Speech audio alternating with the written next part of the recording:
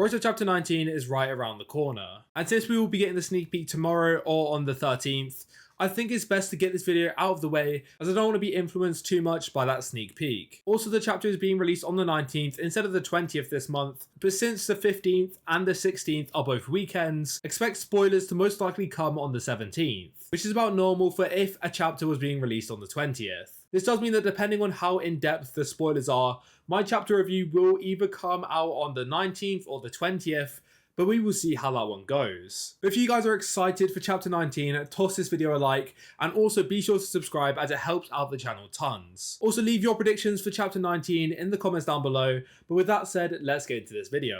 So for starters, let's go over where we left off in the last chapter. For a quick rundown, Kawaki confronts Amado about how he placed limiters on Kawaki's attacking potency in order to make Kawaki, in his words, nearly immortal. Kawaki then gets shut down by Amado and brought into his lab, where Amado admits what he did and then says that because of the threat of the Shinju, he is willing to change Kawaki's limiters into a more offensive form. He says that he will only do this on the condition that Kawaki, once he is done with the Shinju, will revive his daughter Akabe. Kawaki says that he agrees to the terms, but if Akabe turns out to be an Otsutsuki, Kawaki will kill her, and Amado and Kawaki just continue to have a back and forth after that, but we don't really get much further than what I just said. In the Sand Village, Ryu tries to bait out Boruto with his Thorn Soul, Yodo takes the bait and tries to steal it.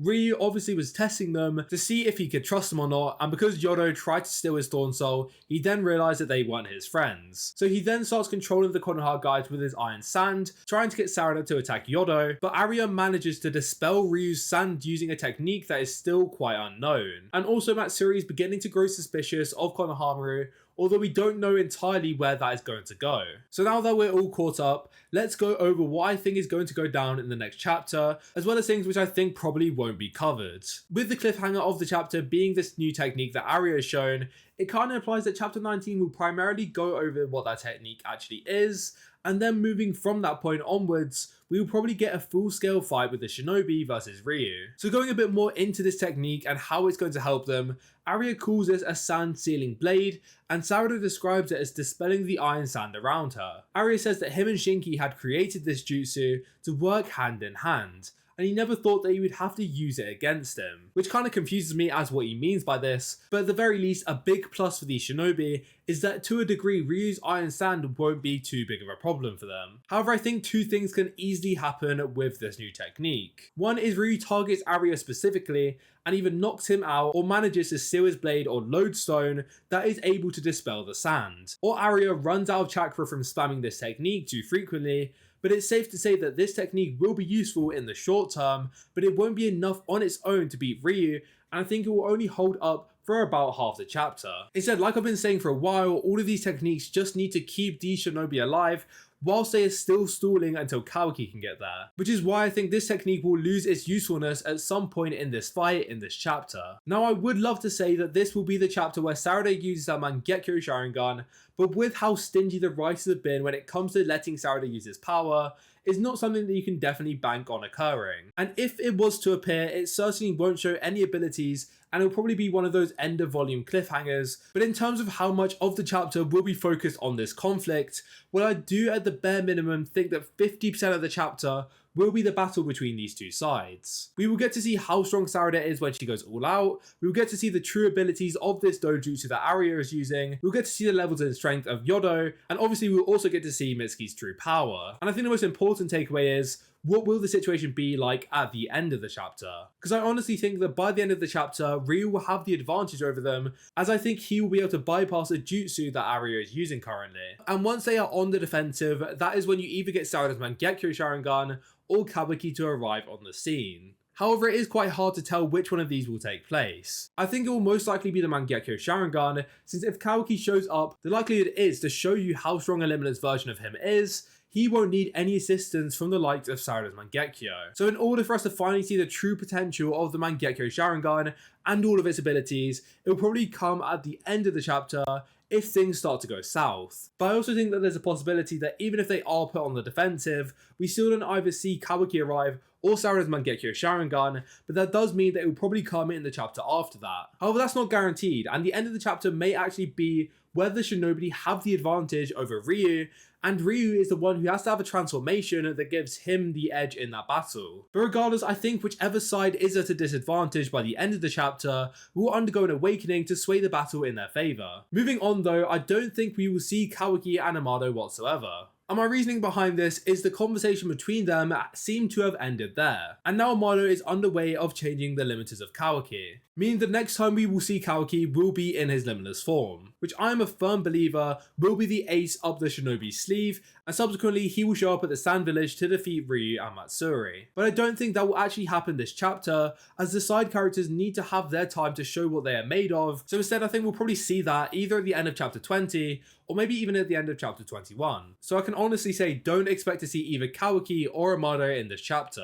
But what I do see being likely is another scene on Boruto, Kashin, Koji and Ada. And I think this is where Boruto and Kashin Koji's conflict is going to begin, with things clearly turning very south in the Sand Village, where both Konohamaru and Sarada's side of things are both in a very sticky situation. Now when Kashin Koji asks Ada for a status report, when she relays back to Kashin Koji their situation, he will realise that they are in a bad future right now, and he will either outright say this is not a good situation, or his reaction or body language will indicate to Boruto that this is not a good situation that they are currently in. This is because the only way Kashin Koji is keeping Boruto from going to the Sand Village is by assuring Boruto that his friends are safe as long as they follow this plan. But if Boruto catches wind that they are in any form of danger that may cost them their lives, there is no chance he will sit around idly waiting for their fate to occur. He will almost certainly try to go on this mission to save them, which will draw Jura to the battlefield almost instantaneously, which will cause Boruto to either outright die or the mission to fail, since the Konoha Strike Squad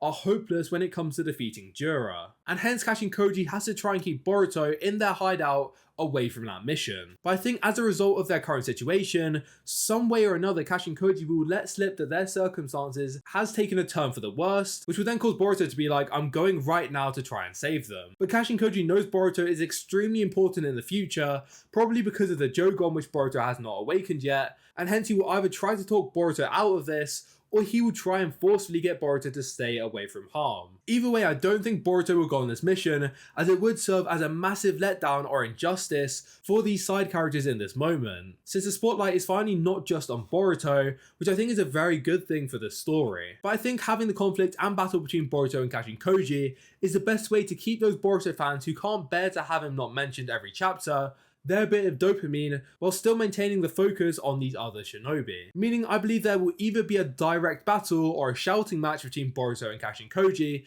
in order to prevent Boruto from going on this mission. I think Boruto is definitely stronger, but I also think that Kashin Koji will be able to solve Boruto until Kawaki gets there, and Kawaki arriving will allow him to assure Boruto that because of Kawaki's newfound strength, Boruto does not need to go, and Kawaki can take care of this all on his own. But I do think that since things are clearly going south on this mission, if this conflict were to end up occurring, it'll probably start at some point in this chapter. Some more things that I think are likely to take place in this chapter is the battle of Matsuri versus Konohamaru. The writers left this one rather open-ended at the end of chapter 18. It's clear that Matsuri has gained some relative suspicion against Konohamaru, but it isn't concrete that this will actually turn into a physical battle. And I think instead it will be Konohamaru's moment to show his strength, but instead of this being like a physical feat, this will actually be showing his mental integrity. It's clear that Konohamaru is struggling to maintain focus and to stick to this plan on this mission, since Matsuri and Moegi resemble each other so closely. This was made a focal point surrounding his character the moment Shikamaru reiterated many times that Konohamaru cannot treat the Shinju like they are humans. Which makes me think that instead of a physical battle between Matsuri and Konohamaru,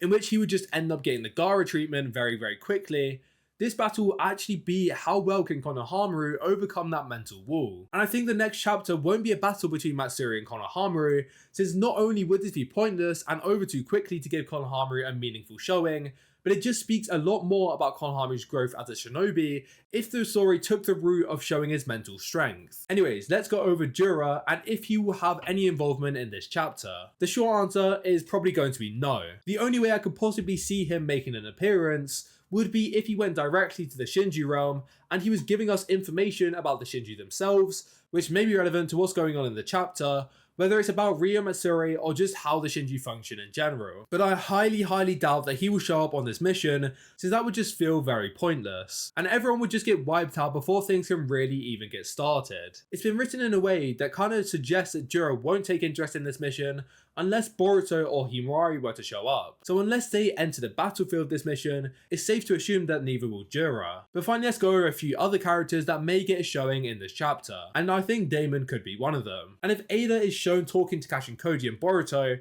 I think that Damon will get his monthly cameo where he drops a couple sentences, but I doubt it'll be anything major. Maybe he will actually be tasked by Kashin Koji to join the fight, but at that point I feel like we're just fishing for any Damon involvement. And I think Damon won't really have anything to do with the story until we see Mamushi make his move on coming after Ada, as I think Damon will be the one that ends up fighting Mamushi. Shikamaru may also get a little bit of involvement, but again, nothing major. Perhaps in this chapter, Kashin Koji could tell Shikamaru that he needs to send Kawaki on this mission, provided he gets the intel from Ada that Ada has indeed changed his limiters. But that's probably as far as Shikamaru's role is going to go. And finally, Code may also get a quick shout. Maybe towards the end of the chapter, we will get to see him initiate his plan on luring out Boruto and Kashin Koji, but I do think it's unlikely, and that will come much later.